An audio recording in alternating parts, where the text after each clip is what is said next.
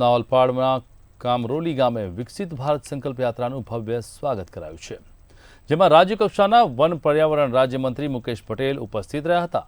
ત્યારે આ સંકલ્પ યાત્રાના રથ દ્વારા સરકારની યોજનાઓનો લાભ લેનાર લાભાર્થીઓના અનુભવો જણાવ્યા હતા અને લાભાર્થીઓને વિવિધ લાભો અર્પણ કરાયા છે।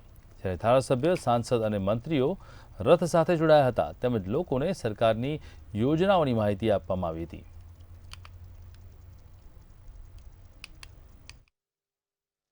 ભારત વિકાસ સંકલ્પ યાત્રા ઓલપાડ તાલુકાના કમરોલી ગામમાં આવી છે। ત્યારે કમરોલી ગામની અંદર 940 લોકોની વસ્તી છે અને 199 જેટલા ઘરો આવેલા છે।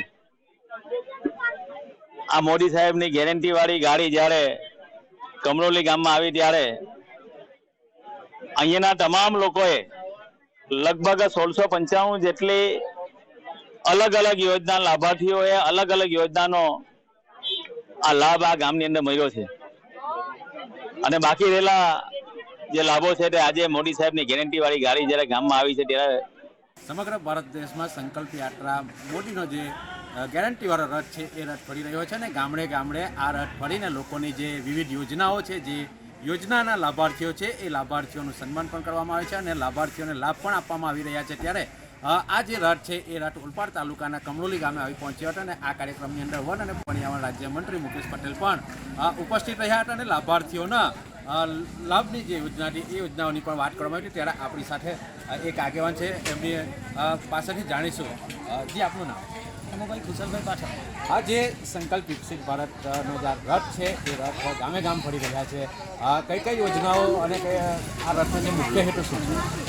મોદી સાહેબની આ યોજના 6000 ગામમાં જવાની છે।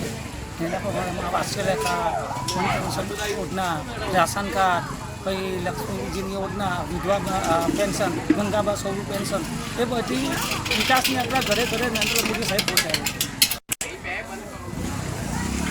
તો જે રીતે જે સરકારે જે પાછળના છેવાડાના જે માનવી છે એ માનવી સુધી જુદી જુદી જે યોજનાઓ છે એ યોજનાઓ ઘર બેઠા મળી રહે તે માટે રથો ફેરવવામાં આવે છે। ત્યારે આ યોજનાથી હજુ પણ જે વંચિત રહી ગયા હોય એ વંચિતોને લાભ મળે એ માટે આ યાત્રાઓનો કરવામાં આવી છે અને જે ગ્રામ્ય વિસ્તાર છે એ ગ્રામ્ય વિસ્તારમાં પણ લોકો આ જે લાભ છે એ લાભ મેળવી રહ્યા છે। ત્યારે હાલમાં સમગ્ર ભારતની અંદર 6000 જેટલા આવા રથો ફરી રહ્યા છે અને લોકોને વિકસિત ભારતની અંદર જે આ યોજનાઓ છે એ યોજનાઓની માહિતી આપી રહ્યા છે।